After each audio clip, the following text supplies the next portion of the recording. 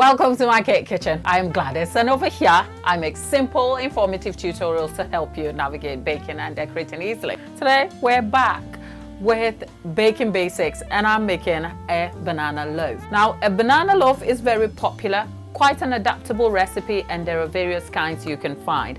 I am settling for a very moist, very simple banana loaf today, but of course, in later episodes, I'll be back to upgrade this into a flavorful, more intense banana loaf for you.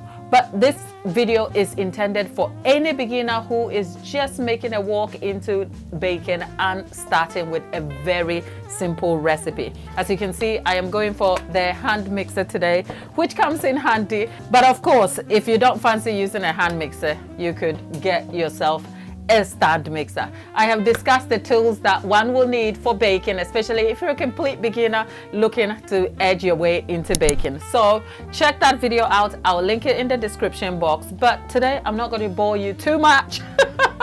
If you want to catch much of the action and fun side of our content here, check out on the live series where it all goes down between Tuesdays and Thursdays. And that's a quick note for you over there.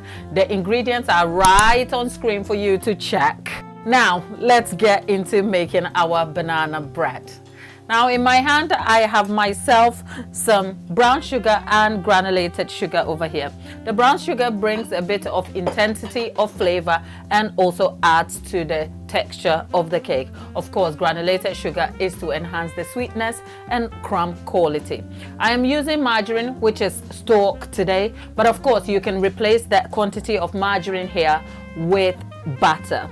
I have plain flour here that has a pinch of salt, and into that is half a teaspoonful of baking soda and half a teaspoon of baking powder. Of course, we have the banana, and a good tip is to make sure that if you want to make a banana bread, it's probably the banana that has gone too soft that you don't need. Or if you want to work by intention, get your banana in advance, leave them to ripe. In fact, overripe is better. I kept mine in a dark room somewhere. When I got them, the fiber was all broken up, and that's exactly what you need. I kind of mashed them up with a fork over here. Try not to blend them because that will make them too watery. But a fork should break that down so easily, as you can see here. I have some medium eggs, 3 of those here that are going into our recipe here, and we have some vanilla over here. With all that said, into a bowl here, I am going to have my margarine go in first. I'm using a spatula to get all the quantity of margarine that I need. There are some recipes that will call for parts of butter, as in solid fat, and some oil. You can do the same with this, but as noted, you probably want to stick with the recipe and the guidance that have been prescribed for it. Last time I checked and I didn't follow my recipe details, well, we had some not so great results. The bake came out all right, but the muffins turned out messy. You want to check on that video right up here, or that will be linked in the description box. Now I am going to cream this, as in mix the sugar, vanilla and butter together until it is light and fluffy. For a hand mixer, you're looking at about 4 to 6 minutes, depending on influencing factors such as the weather. But when we come back and it's looking light and fluffy, you will see what that looks like. 4 minutes in, and I told you we're going to have a light, fluffy looking mixture over here. Now let me get myself a spatula and we'll turn that in. As a beginner, this is probably the time to consider what you are looking for as light and fluffy. We have the butter and sugar mixed together, and on the spatula it is staying steady. A little shake and it will fall over. That is what you need, because if you overmix this, it will break the structure of your cake, leading to a crumbly textured cake over here. That's done. We're going to have our 3 eggs. 3 eggs, normally, if you've been on this channel, I like to measure my eggs. And trust me, I have tried this. 3 eggs medium here is about anything between 140 to 150 grams. That should work for you. And although I haven't measured it whilst using it here, if you are a beginner, it is always best to stick with the gram measurement of the eggs taken out of the shell. I'm going to mix that together. And the third egg is going to go in. We want to make sure we don't have a shell in here. Right there, that goes in. And we're going to mix that together too. Our batter is looking well mixed in here.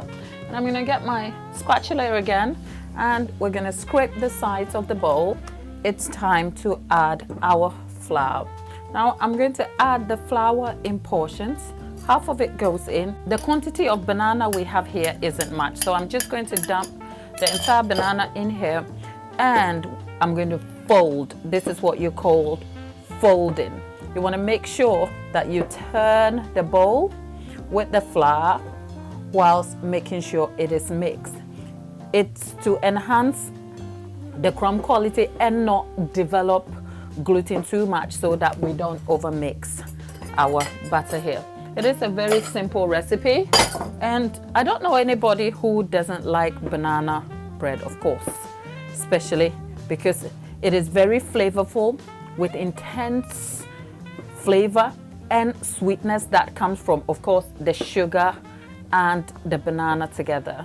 With this batter, you can go on and add about 20 to 30 mils of either milk or buttermilk if you like, but I am just going to leave it as such. Right, so there you go.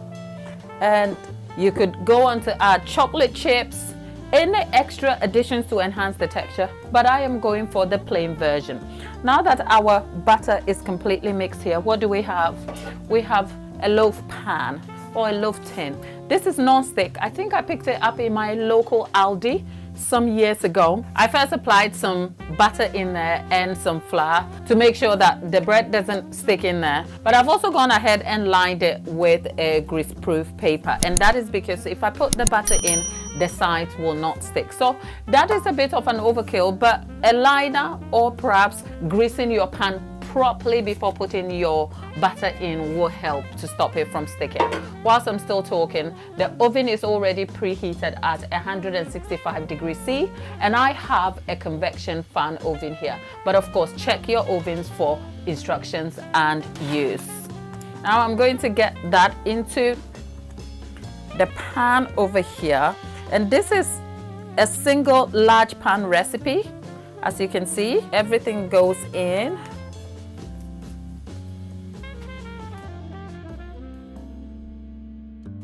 And with that, we're gonna leave this in the oven to bake, and we'll be back to check what our bake looks like. Our cake is baked and has been left to rest on a rack, and we're back to cut into it. As you can see, if we observe on the sides, the crust has turned out so tight and intact. It's not super delicate, but even with the cake feeling warm, you can lift it up a little bit, which means we have a solid crumb to work with. Now I'm going to try and cut into it. There's really no rhyme or reason to this. You can cut it this way, but I think I am tempted to cut it that way, just so look at that soaring through easily. Oh my goodness, oh my goodness. What I was worried about is the moisture setting down and giving us a heavy or stodgy bottom, which is in the cake here. So it has baked evenly, which is something we were really hoping for. But yes, having an evenly baked cake is actually a goal for me. I mean, banana bread and a bit of ice cream, but that will be an overkill. So let's see if we can get the one on the inside. Look, oh gosh.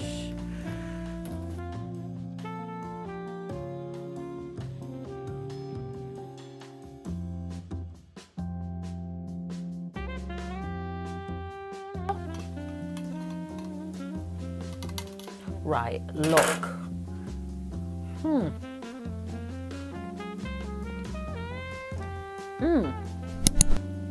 You know what? There is flavor, there is crunch, not too much, and it's soft, okay? It's not bread-like at all. There is still cake to it, because you can get different textures to banana bread where you have a slightly dense texture to your crumb, which is okay. It's not a bad thing, but I don't like it too cakey where it's too soft and delicate, but I don't like it too dense either. And what we have here is exactly what I am aiming for. I mean, if you're a beginner and you just want to settle for a simple bake, that's the job for you. What are you doing? You can't go wrong with a banana loaf. So come on, go and try it. Stick to reading the recipe. I have a video all the way up here for you to check, which has all the details of useful tools and equipment that actually are beginner friendly. And a theme for this baking basics is actually utilizing those selection of tools that I recommended to complete this bake. And of course, you did see me finish this great recipe over here using a simple hand mixer. So come back, join us in our next episode of Baking Basics. In the meantime, happy baking, and I'll see you in my next